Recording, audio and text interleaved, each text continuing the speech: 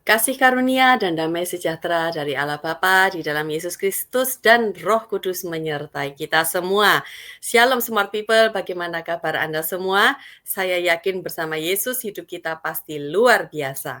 Kembali lagi dengan saya, Dian Gumalasari. Sebentar lagi kita akan membahas bersama part 3 dari topik berseri Tokoh Iman di dalam Alkitab. 2 part sebelumnya kita telah membahas lengkap sampai habis tentang kisah Ayub. Kisah yang sangat menakjubkan. Jadi bagi Anda yang baru bergabung dan ingin mengetahui cerita atau kisah dari Ayub, Anda bisa cari dan tonton videonya. Part 3 kali ini kita akan membahas kisah tentang Yusuf. Seperti di video sebelumnya, saya juga sudah menyiapkan PPT agar lebih mudah bagi kita menyimak firman Tuhan. Tetapi pertama-tama saya ucapkan terima kasih kepada Tuhan Yesus atas kebaikannya. Terima kasih juga kepada Bapak Ibu Gembala Smart People Church atas waktu yang diberikan. Juga sepanjang pembahasan berseri ini, saya akan dibantu oleh tim multimedia Jesus Way. Biarlah dari pelayanan kita melalui channel ini dapat semakin menambah kekuatan pengetahuan iman kita dan nama Yesus dipermuliakan. Amin. Sebelum kita mulai, mari kita berdoa supaya Roh Kudus beri hikmat agar kebenaran firman-Nya dapat bertumbuh di hidup kita. Bapa kami yang di surga, Tuhan Yesus, terima kasih. Kami bersyukur kami memiliki Allah yang seperti-Mu. Roh Kudus, sertailah pembahasan firman-Mu dari awal hingga akhir. Di dalam nama Yesus Kristus kami sudah berdoa dan bersyukur. Haleluya. Amin. Bagi smart people yang sedang menyaksikan video ini dan dalam kondisi yang memungkinkan dan bisa untuk membuka Alkitab, saya undang supaya smart people dapat menyiapkan Alkitab dan selagi membahas, kita juga bisa membaca bersama-sama di Alkitab. Oke, referensi Alkitab yang akan kita gunakan dalam pembahasan tentang Yusuf akan kita ambil dari kitab Kejadian pasal 37 sampai pasal 50. Yaitu Yusuf dalam Alkitab adalah tokoh penting dalam perjanjian lama ya smart people. Karena Yusuf adalah putra dari Yakub dan Rahel yang dikenal karena kemampuan menafsirkan mimpi dan perannya sebagai pemimpin di Mesir setelah dijual oleh saudara-saudaranya. Yusuf lahir di kota Haran, Mesopotamia, dari pasangan Yakub dan Rahel. Pada usia 6 tahun, ia meninggalkan Haran bersama keluarganya dan melakukan perjalanan ke tanah Kanaan dan akhirnya menetap di Hebron. Letak tanah Kanaan pada saat ini, tanah Kanaan meliputi Israel, Palestina, Lebanon, sebagian Yordania, Suriah, dan sebagian kecil Mesir timur laut. Tanah Kanaan juga disebut tanah perjanjian, tanah Israel atau tanah suci, perjanjian antara Tuhan dan Abraham. Allah berjanji sejak melalui Abraham bahwa keturunannya untuk memberikan tanah tersebut. Kita masuk bersama Smart People di pasal 37. Nah, di pasal 37 ini menceritakan silsilah tentang Yakub ya. Jadi saya jelaskan dahulu, Yakub sebelum kita baca firman Tuhan. Jadi Yakub tinggal di negeri penampungan Abraham yaitu di tanah Kanaan. Yakub menikahi 4 orang wanita. Yang pertama, istri pertamanya adalah Lea. Dan dari pernikahan dengan Lea, Yakub memiliki anak, yaitu Ruben, Simeon, Lewi, Yehuda, Isakar, Sebulon, Dina. Lalu istri kedua Yakub adalah Rahel. Dan dari pernikahannya dengan Rahel, Yakub memiliki 2 orang anak, Yusuf, Benyamin. Lalu Yakub juga menikahi Bilha. Bilha adalah budak dari Rahel. Dari pernikahannya dengan Bilha, Yakub memiliki anak Naftali, juga Dan. Lalu Yakub menikahi Zilpa. Zilpa adalah budak dari Lea. Dan dari pernikahannya dengan Zilpa, Yakub memiliki 2 orang anak, Gad, Asher. Lea itu adalah kakak dari Rahel. Ya smart people. Kalau smart people ingat sedikit cerita tentang Yakub, Yakub yang saat itu ketakutan karena dikejar oleh kakaknya Esau, Yakub disuruh mamanya untuk melarikan diri ke omnya, pamannya. Nah, di pamannya itu Yakub bekerja, lalu Yakub jatuh cinta dengan Rahel karena Rahel sangat amat cantik. Tetapi pamannya licik ya, termasuk licik ya, karena setelah Yakub diberikan persyaratan kamu harus bekerja dengan sedemikian periodenya, kamu akan kubiarkan menikahi Rahel. Tetapi yang diberikan bukan Rahel untuk dinikahi, tetapi Lea. Nah, singkat cerita, Yakub sebenarnya lebih mengasihi Rahel. Tetapi Rahel mandul. Jadi Tuhan memberkati Lea dengan anak yang banyak. Tetapi pada kisah akhirnya Allah membuka kandungannya Rahel. Sehingga Rahel memiliki anak, yaitu Yusuf. Dan pada akhir ceritanya juga lahirlah Benyamin. Nah, sebelum Benyamin lahir, Yusuf adalah anak dari Rahel. Dan tentu saja Yakub sangat amat mengasihi Yusuf.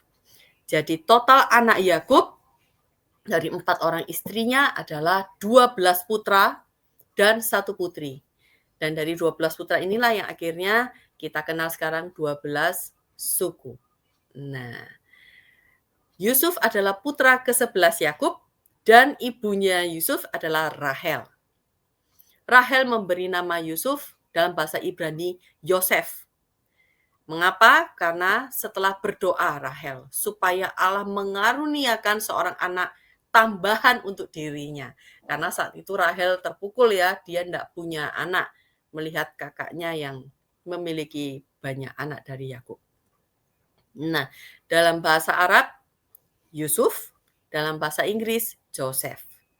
Kita baca bersama ya, pasal 37 ayat 1 sampai 4. Yusuf dan saudara-saudaranya. Adapun Yakub, ia diam di negeri penumpangan ayahnya, yakni di tanah Kanaan. Inilah riwayat keturunan Yakub. Yusuf tatkala berumur 17 tahun, jadi masih muda, biasa mengembalakan kambing domba bersama dengan saudara-saudaranya, anak-anak Bilha dan Silpa, kedua istri ayahnya. Dan Yusuf menyampaikan kepada ayahnya kabar tentang kejahatan saudara-saudaranya. Israel lebih mengasihi Yusuf dari semua anaknya yang lain. Sebab Yusuf itulah anak yang lahir pada masa tuanya. Dan ia menyuruh membuat jubah yang maha indah bagi dia. Setelah dilihat oleh saudara-saudaranya bahwa ayahnya lebih mengasihi Yusuf dari semua saudaranya, maka bencilah mereka itu kepadanya dan tidak mau menyapanya dengan ramah. Nah, jadi di ayat 3 kita tahu Yusuf sangat dikasih oleh Yakub ya, smart people. Sampai-sampai Yakub memberikan jubah khusus yang sangat amat indah kepada Yusuf. Yakub memberikan jubah tersebut. Dan dikarenakan Yakub lebih mengasihi Yusuf dibandingkan dengan anak yang lain, itu menyebabkan kecemburuan dari anak-anak yang lain kepada Yusuf.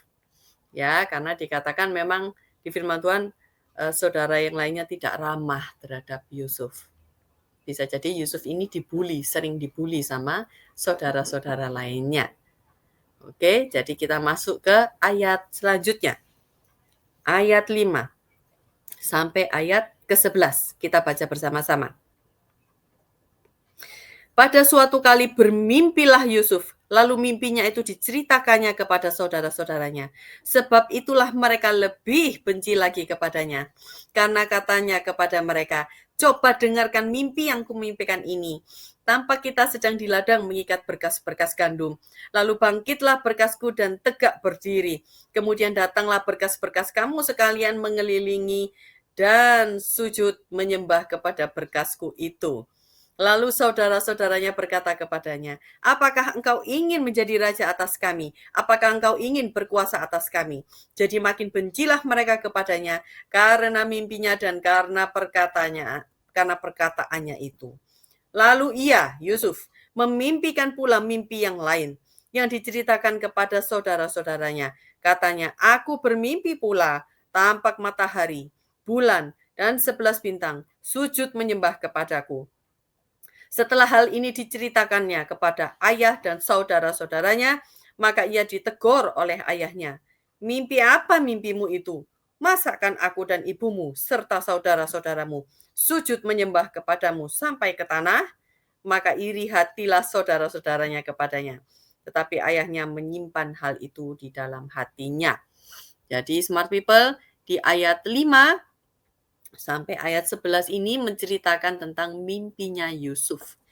Jadi saudara-saudara Yusuf tidak ramah sikapnya terhadap Yusuf. Ditambah lagi dengan mimpi Yusuf yang seperti itu.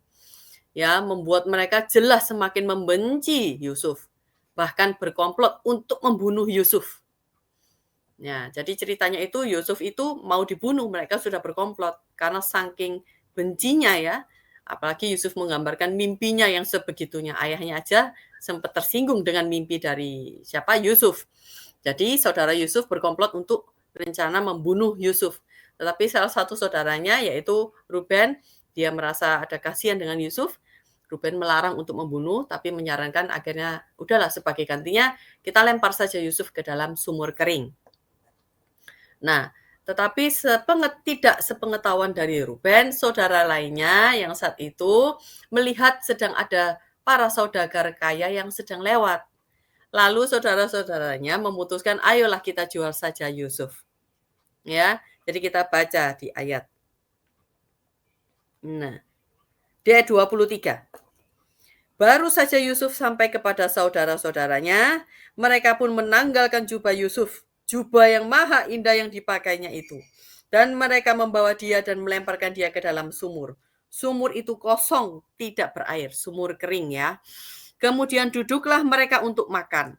Ketika mereka mengangkat muka, kelihatanlah kepada mereka suatu kafilah orang Ismail datang dari Gilead dengan untanya yang membawa damar, balsam dan damar ladan.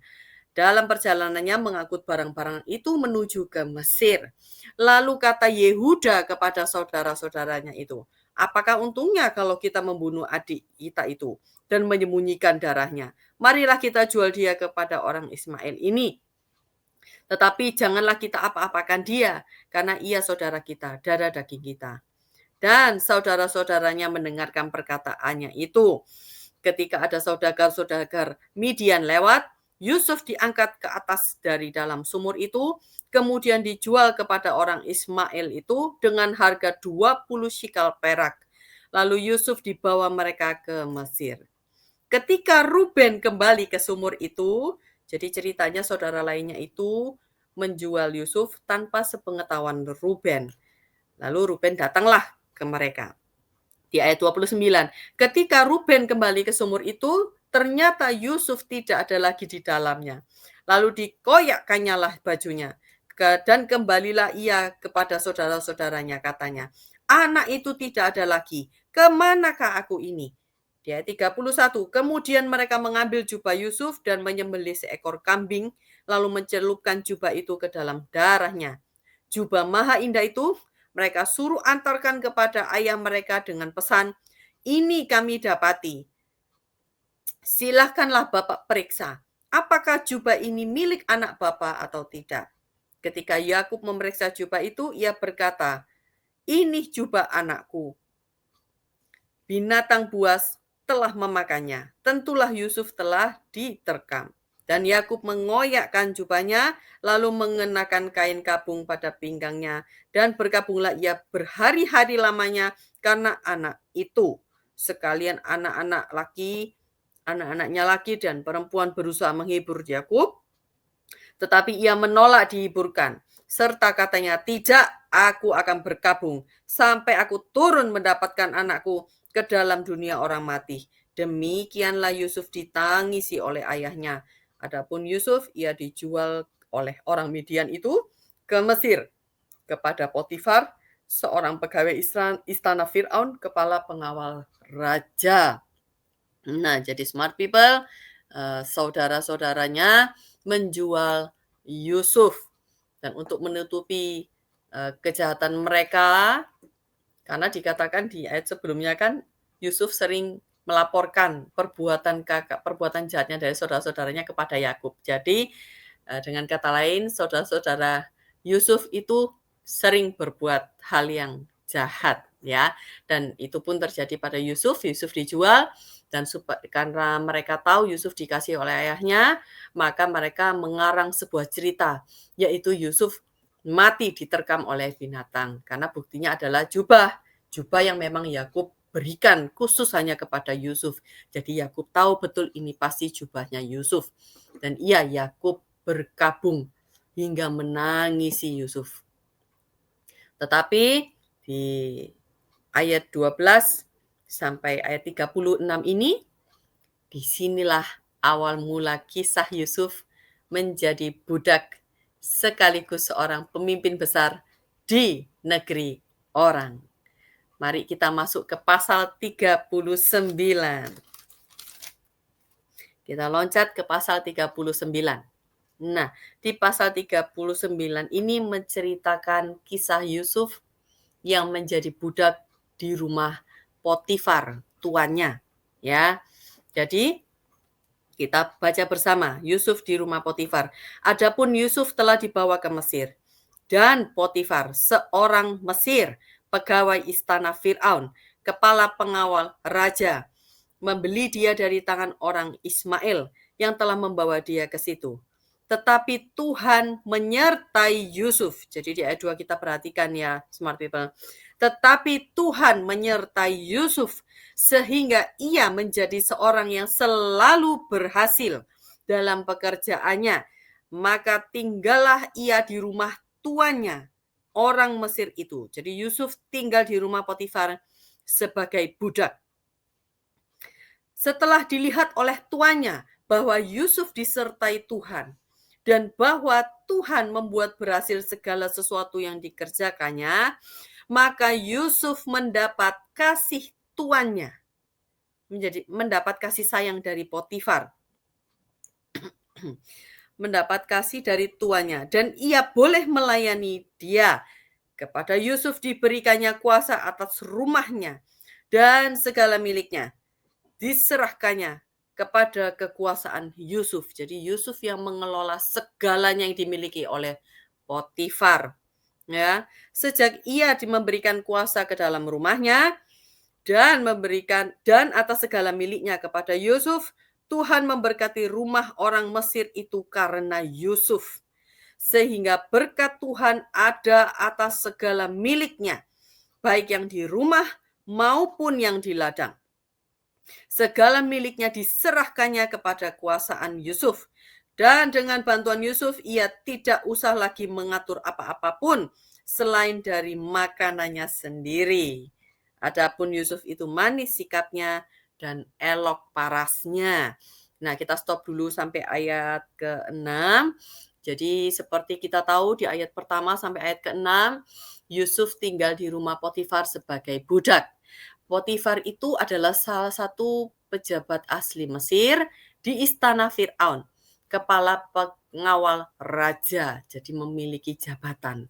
Ya, Yusuf tinggal di rumah Potifar sebagai budak. Karena Yusuf tetap hidup takut akan Allah, maka Allah menyertai Yusuf selama bekerja menjadi budak dari Potifar. Apapun yang Yusuf kerjakan, selalu Tuhan buat berhasil. Dan bahkan Yusuf menjadi kesayangan, memperoleh kepercayaan dari Potifar.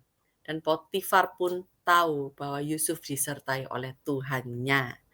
Ya, sehingga karena Yusuf mengelola, apapun Yusuf kerjakan selalu berhasil, maka apa yang dimilikinya di rumahnya maupun ladangnya dari Potifar semua diberkati oleh Tuhan. Luar biasa. Kita lanjut ke ayat 7 sampai ayat 20. Di ayat 7 sampai ayat 20 ini adalah cerita tentang istrinya Potifar. Ya, smart people ya.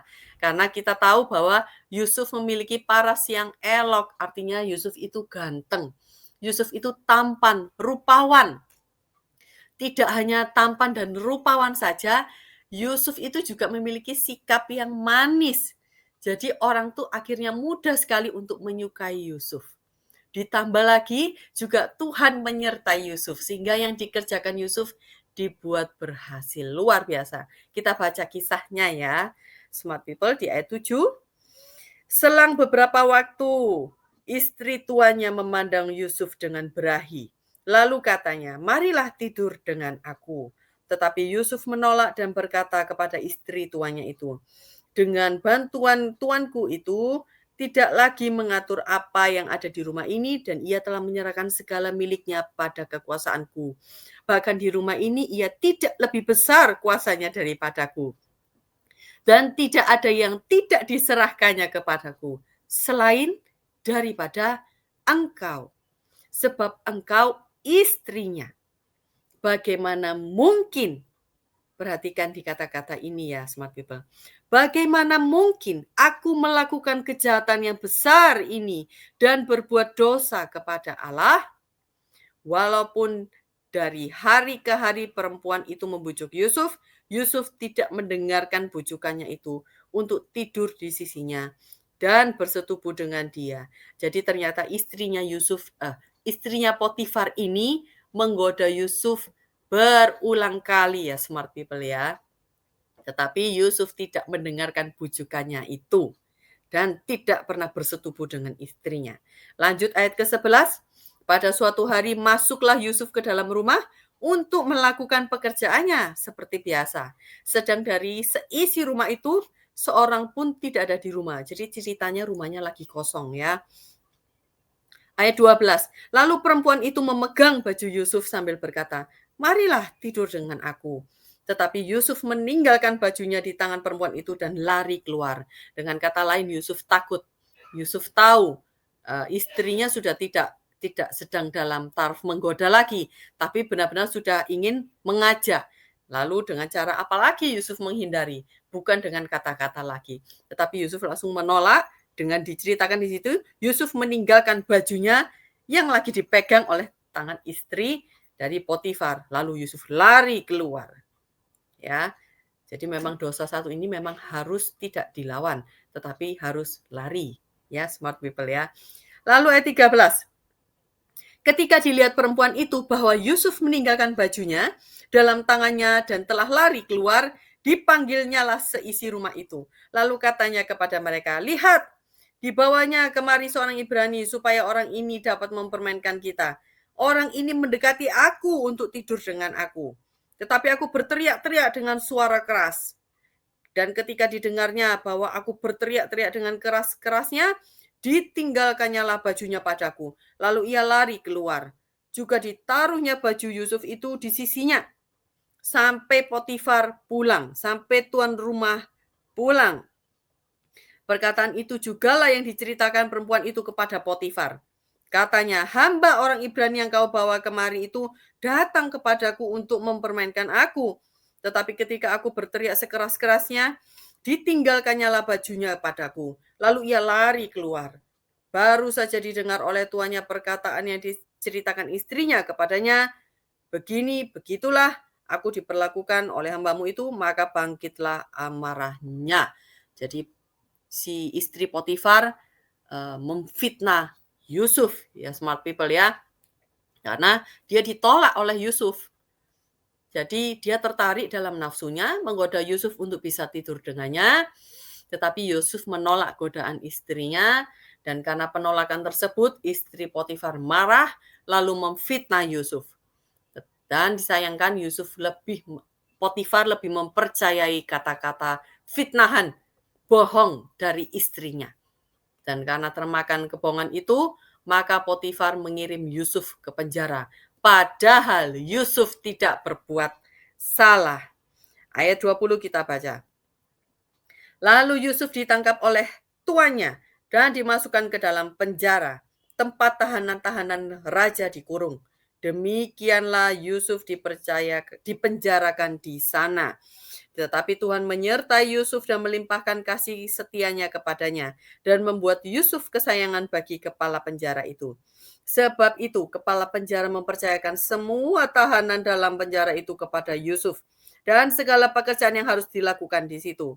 Dialah yang mengurusnya, Yusuf yang mengurusnya ya. Ayat 23. Dan kepala penjara tidak mencampuri segala yang dipercayakannya kepada Yusuf karena Tuhan menyertai Yusuf, menyertai dia. dan apa yang dikerjakannya dibuat Tuhan berhasil. Jadi saat Yusuf di rumah Potifar, Yusuf diberkati, Yusuf mengerjakan segala sesuatunya dan dibuat berhasil. Sehingga Potifar mempercayakan segalanya juga kepada Yusuf. Potifar sudah tidak pernah mengerjakan apapun selain makanannya sendiri. Dan itu pun karena Yusuf disertai. Dan itu pun saat Yusuf di penjara, hal serupa terjadi. Kepala penjara mengasihi Yusuf dan mempercayakan semua hal pekerjaan tentang penjara kepada Yusuf untuk mengelolanya.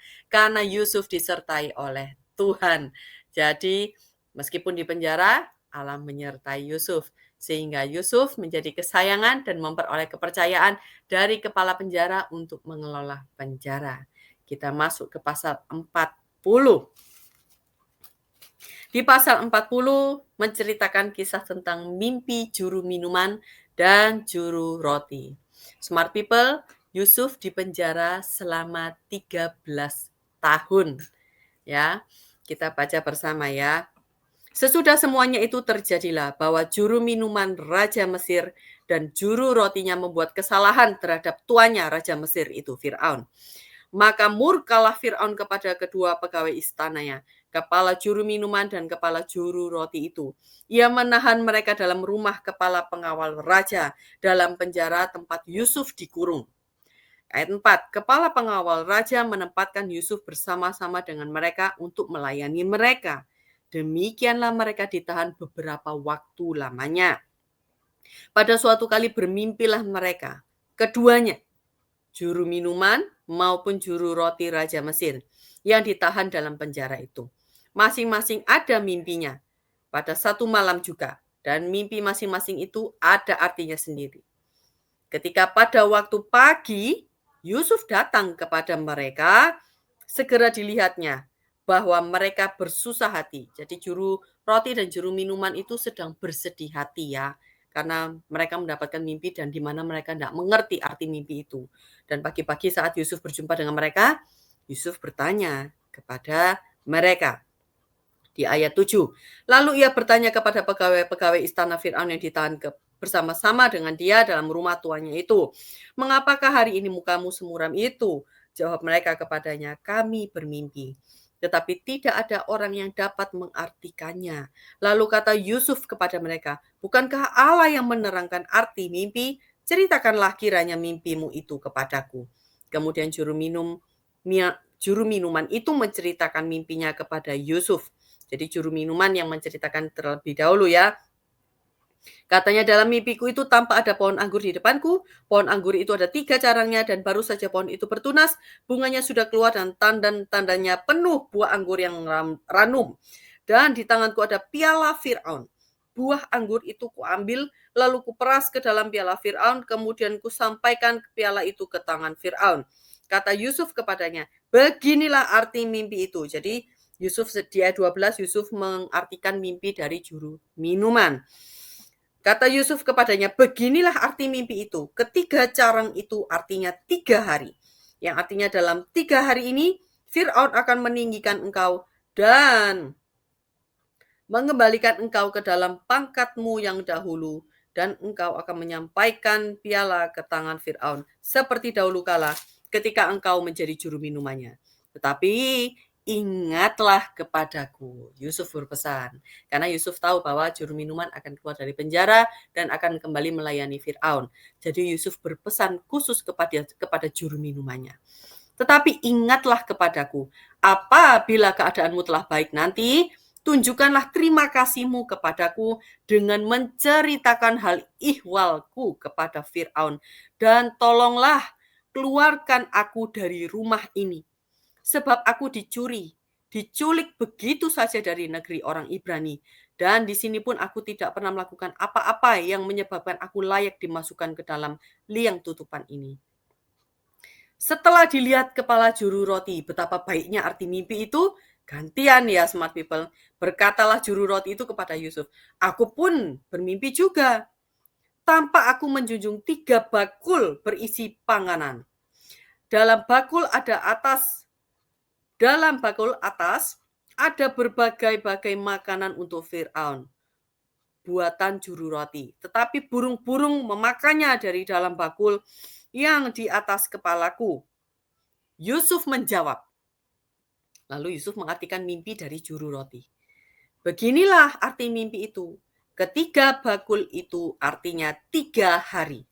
Dalam 3 hari ini Fir'aun akan meninggikan engkau tinggi ke atas dan menggantung engkau pada sebuah tiang. Dan burung-burung akan memakan dagingmu dari tubuhmu. Dan terjadilah pada hari ketiga, hari kelahiran Fir'aun, maka Fir'aun mengadakan perjamuan untuk semua pegawainya. Ia meninggikan kepala juru minuman dan kepala juru roti itu di tengah-tengah para pegawainya. Jadi smart people, sama-sama mimpi juru roti dan juru minuman. Bedanya juru roti memiliki mimpi yang artinya baik, tetapi juru minum memiliki mimpi yang berarti baik. Tetapi juru roti mimpinya berarti kematiannya. Lanjut ayat 21. Kepala juru minuman itu Kepala juru minuman itu dikembalikannya ke dalam jabatannya, sehingga ia menyampaikan pula piala ke tangan Fir'aun. Seperti yang Yusuf jelaskan ya smart people. Tetapi kepala juru roti itu digantungnya, seperti yang ditakbirkan Yusuf kepada mereka. Ayat 23, tetapi Yusuf tidak diingat oleh kepala juru minuman itu, melainkan dilupakannya. Nah, di sini kita bisa lihat bahwa ada kejadian yang besar. Yusuf mengartikan mimpi, dan saat Yusuf mengartikan mimpi, segalanya memang terjadi sesuai yang diartikan oleh Yusuf. Ya, tetapi sayangnya Yusuf dilupakan. Padahal Yusuf sudah bilang, kalau itu terjadi padamu, kepada juru minuman, rasa terima kasihmu harus kau balaskan dengan cara ingatlah aku, keluarkan aku dari sini. Tapi dilupakan oleh juru minuman ya. Next, pasal 41. Nah, di pasal 41 ini menceritakan tentang mimpi Fir'aun. Kita baca bersama mulai dari ayat pertama. Setelah lewat 2 tahun lamanya, bermimpilah Fir'aun bahwa ia berdiri di tepi sungai Nil. Tampaklah dari sungai Nil itu keluar 7 ekor lembu yang indah bangunnya dan gemuk badannya, lalu memakan rumput yang di tepi sungai itu. Kemudian tampaklah juga 7 ekor lembu yang lain yang keluar dari dalam sungai Nil itu. Buruk bangunnya dan kurus badannya, lalu berdiri di samping lembu-lembu yang tadi di tepi sungai itu. Lembu-lembu yang buruk bangunnya dan kurus badannya itu memakan ke-7 ekor lembu yang indah bangunnya dan gemuk itu. Lalu terjagalah Fir'aun.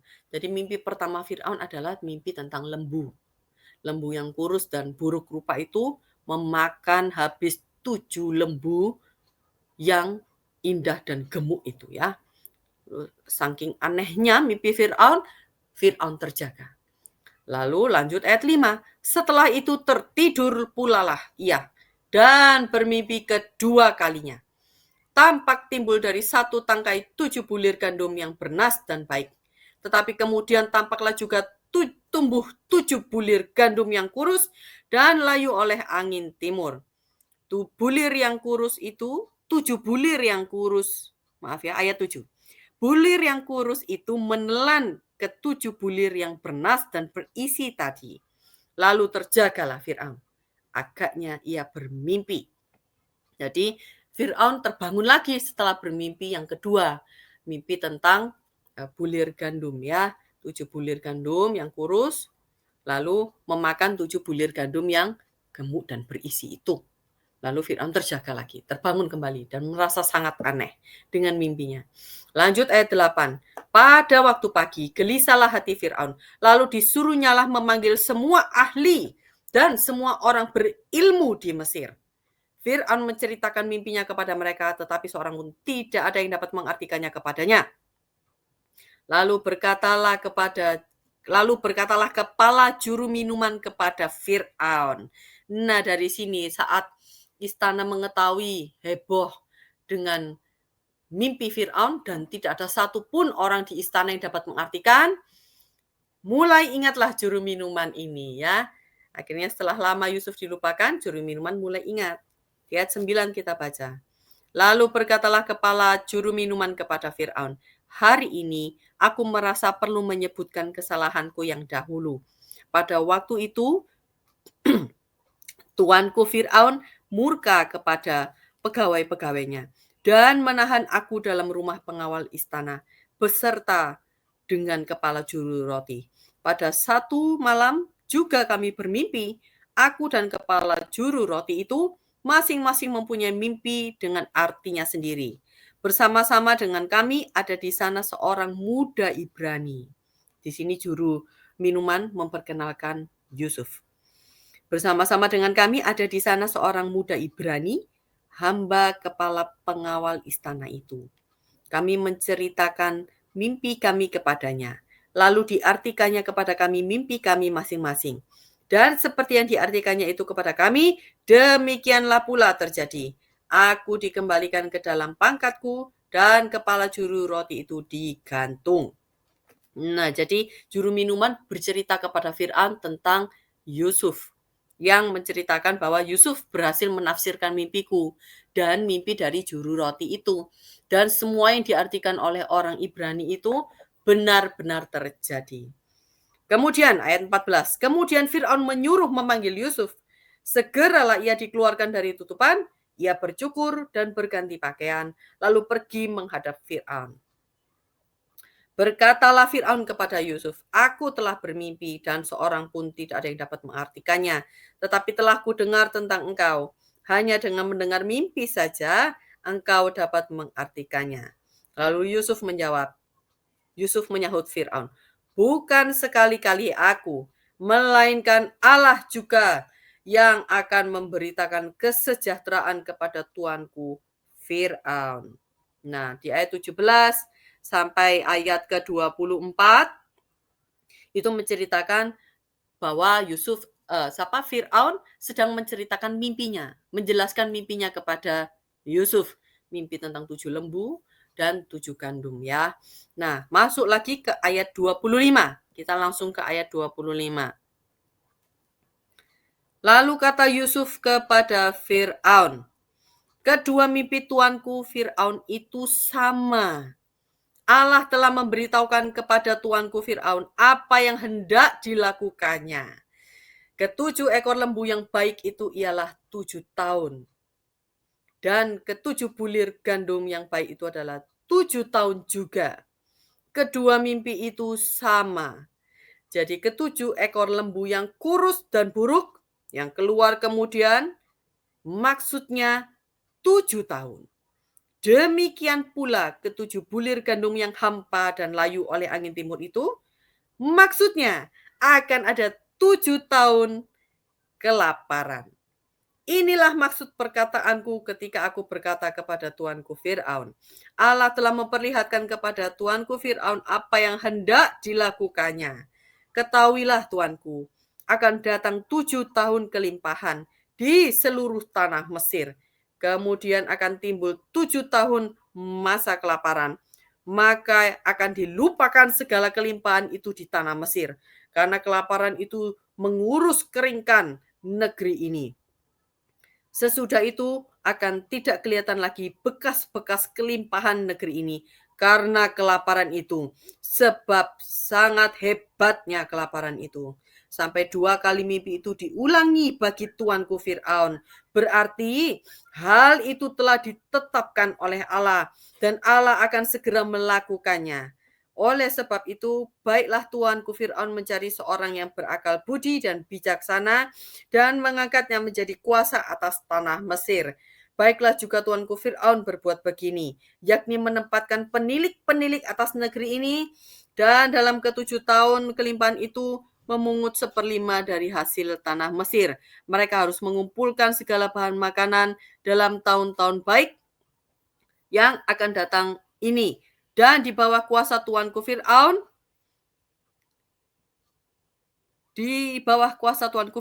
menimbun gandum di kota-kota sebagai bahan makanan serta menyimpannya. Demikianlah segala bahan makanan itu menjadi persediaan untuk negeri ini dalam ke-7 tahun kelaparan yang akan terjadi di tanah Mesir, supaya negeri ini janganlah binasa karena kelaparan itu. Nah, Smart people, di ayat 25 sampai 36 menceritakan bahwa Yusuf sedang menjelaskan arti mimpi dari Firaun dan sekaligus memberikan solusi kepada Firaun bagaimana Mesir harus mempersiapkan diri dalam masa kelimpahan, 7 tahun masa kelimpahan, serta apa yang bisa dilakukan saat 7 tahun masa kelaparan yang sangat hebat itu terjadi.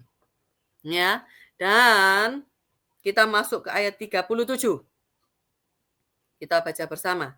Di ayat 37, judulnya Yusuf di Mesir sebagai penguasa. Usul itu dipandang baik oleh Fir'aun dan oleh semua pegawainya. Lalu berkatalah Fir'aun kepada para pegawainya, mungkinkah kita mendapat orang seperti ini, seorang yang penuh dengan roh Allah? Kata Fir'aun kepada Yusuf, oleh karena Allah telah memberitahukan semuanya ini kepadamu. Tidaklah ada orang yang sedemikian berakal budi dan bijaksana seperti engkau. Engkaulah menjadi kuasa atas istanaku. Ayat 40 ya. Dan kepada perintahmu seluruh rakyatku akan taat. Hanya tahta inilah kelebihanku daripadamu. Jadi kalau dari sampai ayat 40, Fir'aun menyerahkan Mesir ke tangan Yusuf sepenuhnya untuk dapat Yusuf atur. Yang membedakan dari Yusuf dan Fir'aun hanya tahtanya saja. Ya, jadi dengan kata lain Yusuf adalah orang kedua setelah Fir'aun di Mesir. Yang dengan kata lainnya Yusuf dilantik oleh Fir'aun. Lanjut ayat 41. Selanjutnya Fir'aun berkata kepada Yusuf, dengan ini aku melantik engkau menjadi kuasa atas seluruh tanah Mesir. Sesudah itu Fir'aun menanggalkan cincin materainya dari jarinya dan mengenakannya pada jari Yusuf. Dipakaikannya lah kepada Yusuf pakaian daripada kain halus dan digantungnya kalung emas pada lehernya. Lalu Fir'aun menyuruh menaikkan Yusuf dalam keretanya yang kedua. Dan berserulah orang di hadapan Yusuf, hormat. Demikianlah Yusuf dilantik oleh Fir'aun menjadi penguasa atas seluruh tanah Mesir. Berkatalah Fir'aun kepada Yusuf, akulah Fir'aun, tetapi dengan tidak setahumu, seorang pun tidak boleh bergerak di seluruh tanah Mesir. Lalu Fir'aun menamai Yusuf Zafnat Paneah, serta memberikan Asnat, anak Potifera, imam di On. Ya, jadi ada imam di wilayah namanya On. Itu namanya Potifera, memiliki anak namanya Asnat. Dan Fir'aun memilih Asnat untuk dinikahkan kepada Yusuf. Ya, supaya menjadi istrinya. Demikianlah Yusuf muncul sebagai kuasa atas seluruh tanah Mesir. Yusuf berumur 30 tahun ketika ia menghadap Fir'aun, raja Mesir itu. Maka pergilah Yusuf dari depan Fir'aun, lalu dikelilinginya seluruh tanah Mesir. Tanah itu mengeluarkan hasil bertumpuk-tumpuk dalam ke-7 tahun kelimpahan itu. Maka Yusuf mengumpulkan segala bahan makanan ke-7 tahun kelimpahan yang ada di tanah Mesir, lalu disimpannya di kota-kota, hasil daerah sekitar tiap-tiap kota disimpan di dalam kota itu. Demikianlah Yusuf menimbun gandum seperti pasir di laut. Sebegitu kayanya ya smart people ya. Sangat banyak sehingga orang berhenti menghitungnya. Kenapa? Karena memang tidak terhitung lagi. Sebelum datang tahun kelaparan itu, lahirlah bagi Yusuf 2 orang anak laki-laki yang dilahirkan dari Asnat, anak Potifera, imam di Non. Yusuf memberi nama Manasye kepada anak sulungnya, sebab katanya Allah telah membuat aku lupa sama sekali kepada kesukaranku dan kepada rumah bapakku. Dan kepada anak keduanya diberikan nama Efraim. Sebab katanya Allah membuat aku mendapat anak dalam negeri kesengsaraanku. Nah, jadi setelah kita loncat lagi ayat 53, setelah lewat ke-7 tahun kelimpahan yang ada di tanah Mesir itu, mulailah datang 7 tahun masa kelaparan. Seperti yang telah dikatakan Yusuf, dalam segala negeri ada kelaparan, tetapi di seluruh negeri Mesir ada roti. Wow, luar biasa ya smart people ya. Jadi di ayat 9 tadi, Yusuf menimbun gandum seperti pasir di laut banyaknya. Sangat amat banyak, sampai orang sudah tidak bisa dihitung lagi. Terlalu banyak gandumnya. Kenapa? Karena Yusuf mempersiapkan Mesir untuk 7 tahun masa kelaparan yang akan datang. Dan memang benar, di ayat 53 sampai 57 memang benar-benar terjadi. 7 tahun masa kelaparan yang besar itu pun akhirnya datang menimpa seluruh negeri Mesir dan tanah Kanaan, tempat Yakub tinggal. Tetapi Mesir berlimpah-limpah dengan roti. Kita baca ya, di ayat 55. Ketika seluruh negeri Mesir menderita kelaparan dan rakyat berteriak meminta roti kepada Firaun, berkatalah Firaun kepada semua orang Mesir, pergilah kepada Yusuf, perbuatlah apa yang akan dikatakannya kepadamu. Ayat 56, kelaparan itu merajalela di seluruh bumi. Bahkan Yusuf membuka segala lumbung dan maka Yusuf membuka segala lumbung dan menjual gandum kepada orang Mesir, sebab makin hebat kelaparan itu di tanah Mesir. Juga dari seluruh bumi datanglah orang ke Mesir untuk membeli gandum dari Yusuf, sebab hebat kelaparan itu di seluruh bumi. Wow, jadi smart people, apa yang dapat kita tangkap dari cerita Yusuf? Luar biasa. Ya, Yusuf mendapatkan hikmat dari Allah untuk mengartikan mimpi Firaun. Dan memang benar-benar terjadi. Mengapa? Karena Firaun tidak menemukan satupun orang di istananya yang dapat mengartikan mimpinya.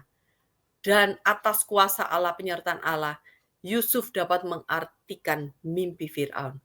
7 tahun masa kelimpahan, Yusuf mengelola dengan baik hasil kekayaan dari Mesir gandum, sehingga tidak dapat dihitung kembali karena penyimpanannya ada di sebuah kota, yang artinya sudah tidak dapat terhitung. Dikatakan jumlah jumlah gandumnya seperti pasir di laut dan tidak dapat dihitung. Dan memang benar, setelah 7 tahun masa kelimpahan dikelola dengan sangat amat baik dan bijaksana oleh Yusuf, maka datanglah 7 tahun masa kelaparan yang dahsyat itu. Tetapi dikatakan di firman Tuhan yang kita baca tadi, Mesir yang masa kelaparannya itu merajalela sampai keluar, Mesir justru berlimpah-limpah dengan roti. Jadi rakyat Mesir tidak ada yang kelaparan. Jadi rakyat Mesir membeli roti, dapat makan karena Mesir berlimpah dengan roti. Nah, luar biasa sekali kisahnya. Dan untuk seri part ini kita membahas hanya sampai pasal 41 dulu ya. Untuk nanti 42 dan sampai habis kita bahas di video selanjutnya. Jadi dari cerita pasal 37 sampai 41 kita dapat menarik garis cerita. Yusuf adalah putra kesayangan Yakub, ayahnya, seorang anak remaja yang juga sayang kepada ayah dan ibunya, juga kepada saudara-saudaranya. Jadi Yusuf tuh sayang sama saudara-saudaranya. Ya, hanya saja dikarenakan rasa cemburu dari saudara-saudaranya, Yusuf tidak pernah diperlakukan baik oleh saudaranya. Apalagi ditambah saat Yusuf bercerita tentang mimpinya, saudaranya semakin membenci Yusuf. Saya yakin bahwa sejak muda Yusuf itu memang memiliki karunia mimpi dan penglihatan. Tetapi sepertinya mimpi Yusuf kali ini bukan sekedar mimpi. Ya. Karena saya tahu ada beberapa orang yang memang bahkan bercerita saya enggak pernah mimpi atau mungkin mimpi cuma sering lupa gitu ya. Tetapi Yusuf ini tipe orang yang memang memiliki karunia mimpi dan penglihatan. Karena orang yang memiliki karunia mimpi dan penglihatan tidak semua, tapi kebanyakan dapat mendeskripsikan segala sesuatunya yang dimimpinya itu secara amat detail. Jadi Yusuf ini orang yang sangat imajinatif. kalau menurut pandangan saya. Nah, tetapi sepertinya mimpi Yusuf kali ini itu bukan sekedar mimpi, tetapi nubuatan yang sangat besar. Dan itu pun belum dipahami sepenuhnya oleh Yusuf, ya. Karena mungkin saat itu Yusuf kan masih berumur 17 tahun. Jadi pada usia segitu remaja pasti dalam usia-usia masa pembentukan karakter mencari jati diri, ya. Jadi mungkin fokusnya bukan tentang pengertian mimpi. Oke, jadi Yakub dan saudara-saudara Yusuf saat mendengar mimpi Yusuf itu tersinggung, smart people. Jadi, tapi mereka tidak menyadari bahwa sesungguhnya Allah sedang memakai Yusuf untuk menyatakan nubuatan yang sangat besar yang akan terjadi. Dan Allah akan menjadikan Yusuf seorang penguasa negeri. Bahkan melalui Yusuflah nasib keturunan Yakub atau Israel dapat bertahan hidup. Nah, begitulah smart people. Jadi kalau kita bayangkan jadi Yakub ya pasti tersinggung ya. Apalagi saudaranya yang sungguh sudah dari awal tidak suka bahkan benci terhadap Yusuf, mendengar mimpi seperti itu tambah tersinggung. Tapi mereka tidak menyadari bahwa mimpi itu datangnya dari Allah dan sebuah nubuatan. Bedanya nubuatan dengan ramalan itu apa ya? Smart people ada yang tahu? Kalau ramalan itu sesuatu yang diduga akan terjadi ke depan, tetapi belum tentu terjadi. Ya, beda dengan nubuatan. Kalau nubuatan, pernyataan yang didapat tentang masa depan, tetapi akan benar-benar terjadi. Itulah perbedaan ramalan dan nubuatan. Nah, pengalaman pahit yang Yusuf alami dengan saudara-saudaranya, kasih yang dibalas dengan kebencian, bahkan pengkhianatan. Yusuf dipisahkan dari ayah ibunya yang dia sayangi, proses hidup seorang remaja yang polos hati, yang disayangi oleh ayahnya, berubah nasib menjadi budak yang tidak berharga di negeri orang. Meskipun kita tahu saat Yusuf menjadi budak, siapapun tuannya, Yusuf disertai Allah. Dia menjadi budak yang dikasihi oleh tuannya, karena apa yang dikerjakannya selalu berhasil. Tidak hanya berhasil apapun yang dikerjakan Yusuf, bahkan tuannya, apa yang dimiliki oleh Tuan Yusuf, diberkati oleh Tuhan juga. Begitulah prosesnya dialami Yusuf selama menjadi budak di Mesir. Karena saat Allah sudah menetapkan atau menjanjikan sesuatu, pasti Allah akan turut bekerja. Dan untuk membiarkan Allah turut campur tangan, kita harus seperti Yusuf. Harus rendah hati. Harus seperti Yusuf rendah hati dan mau berjalan kemanapun Allah pimpin. Meskipun jalan yang harus dilalui seperti merobek hati kita ya. Begitu pahitnya luar biasa. Begitu menyakiti hati kita. Dan kita nih seolah berjalan di lorong yang tanpa ujung. Tidak berujung. Tetapi percayalah, bila saat ini kita yakin bahwa kita sudah hidup benar di mata Tuhan, tetapi proses yang kita jalani malah sangat amat berat, maka artinya tujuan yang sudah Allah siapkan pun itu sangat besar, smart people. Jadi mari kita teladani Yusuf dalam ketekunan imannya. Yusuf tahu semua yang dia alami atas seizin Tuhan. Yusuf tahu. Karena selama di Mesir, Yusuf selalu memperkenalkan Allah, campur tangan Allah, memperkenalkan Allah yang mencampur tangan di setiap hasil pekerjaannya, bahkan kepada semua orang yang mengaguminya. Yusuf tahu betul, keberhasilan hasil kerjanya memang karena penyertaan Tuhan. Karena itulah Yusuf selalu bertekun dalam imannya. Nah, itu yang harus kita teladani dari Yusuf. Yusuf orang yang rendah hati, tekun iman, dan mau dipimpin oleh Allah. Nah, jadi Bapak Ibu smart people yang dikasihi oleh Tuhan, sungguh kisah dari Yusuf, padahal kita baru membahas sampai pasal 41 saja kan, tetapi kisahnya benar-benar luar biasa. Semua mimpi yang diceritakan kepada Yusuf, Yusuf dapat mengartikannya. karena memang Allah sendiri yang menyertai Yusuf. Dan semua yang diartikan Yusuf, semua benar-benar terjadi. Dan hebatnya lagi, seperti terasa dongeng ya, dari kata orang dari zero to hero, dari nothing to something. Nah, jadi terkesan seperti itu, seindah itu, tetapi tidak ya. Apa yang dialami Yusuf itu sungguh dahsyat sekali penderitaannya. Tetapi Yusuf bertekun. Yusuf tahu betul bahwa semua diizinkan oleh Tuhan. Ya, jadi pembahasan tokoh iman di dalam Alkitab part 3 Yusuf yang seri dari pasal 37 sampai 41 kita bahasnya di part ini. Untuk 42 sampai pasal 42 sampai pasal ke-50 kita bahas di video selanjutnya. Siapa yang diberkati oleh kisah Yusuf? Karena saya secara pribadi sangat diberkati oleh kisah Yusuf. Karena saya juga membayangkan ya, saat itu Yusuf berusia 17 tahun, dia pasti merasakan puncak kenyamanan hidupnya sebagai seorang remaja, sudah disayang papanya, dia mendapat karunia mimpi penglihatan.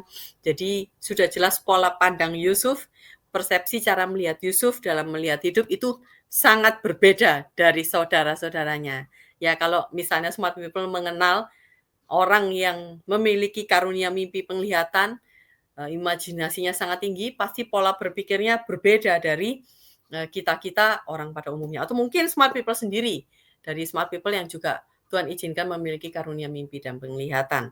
Dan melalui mimpi kali ini, begitu dahsyatnya mimpinya, Tuhan pakai Yusuf. Tapi saat itu Yusuf belum menyadari mungkin ya. Tapi sejak di Mesir lah, mungkin Yusuf mulai menyadari, oh bahwa ini mungkin perjalanan iman mimpiku, tetapi begitu beratnya. Tetapi Yusuf juga dapat melihat bahwa karena semuanya dari Tuhan, Tuhan juga yang menyertai Yusuf. Karena yang dikerjakan Yusuf semuanya berhasil. Luar biasa. Saya sangat terberkati dan saya yakin smart people yang membaca bersama-sama tadi di firman Tuhan juga pasti terberkati dengan kisah yang luar biasa ya. Di negeri orang tidak kenal siapapun, menjadi budak, difitnah oleh istri tuannya, dipenjara oleh tuannya sendiri padahal dia tidak berbuat salah, menolong orang juru roti dan juru minuman tapi dilupakan oleh juru minumannya. Jadi dikatakan di situ bahwa Yusuf di penjara itu 13 tahun lamanya, smart people. Ya, tetapi pada akhirnya Tuhan angkat. Masanya Tuhan memang sudah masanya. Waktunya Tuhan bukan waktu kita ya, smart people ya. Jadi kita bersyukur melalui cerita Yusuf supaya kita belajar apa itu rendah hati, supaya kita belajar apa itu yang namanya keteguhan iman.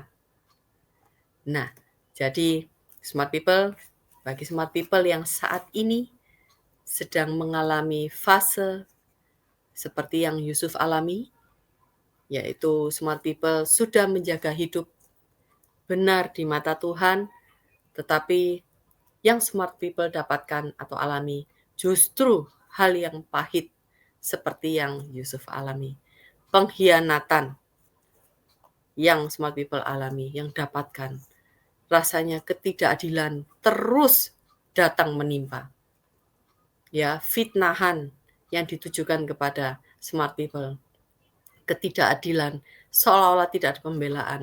Tapi percayalah, dari ketidakadilan tersebut, sebenarnya Tuhan juga turut campur tangan. Saat smart people teguh iman seperti Yusuf, maka dengan jalan itu jugalah Allah dapat ikut campur tangan.